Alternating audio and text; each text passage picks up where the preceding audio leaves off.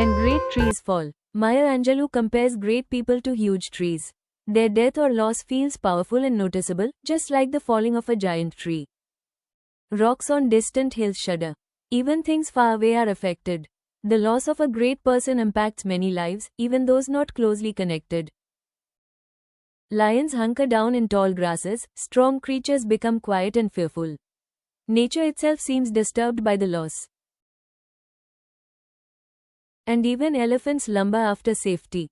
Means, even mighty elephants search for protection. This shows how deeply the world reacts when an important person dies.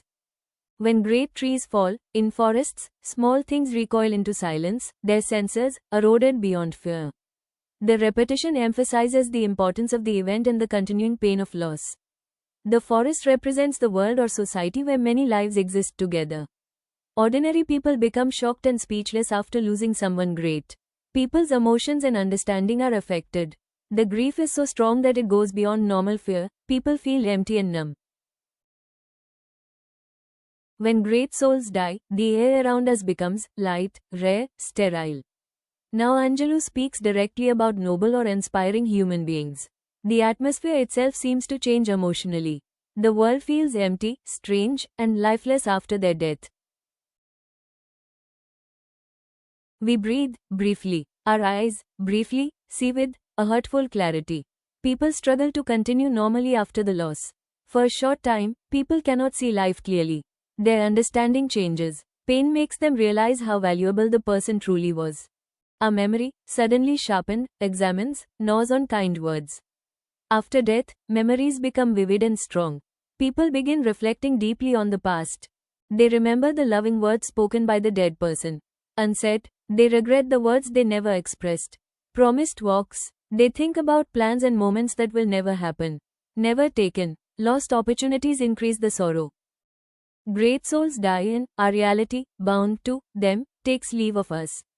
Our souls, dependent upon their nurture, now shrink, wizened. Again, the poet stresses the painful reality of death. Our lives were connected to those people. When they die, part of our own life and identity disappears too.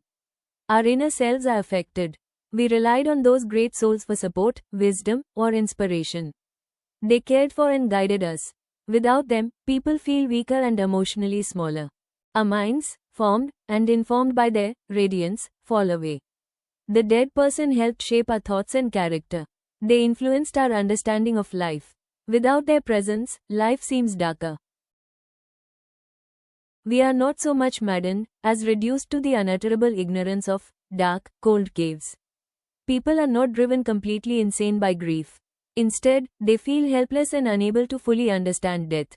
This image represents loneliness, emptiness, and despair.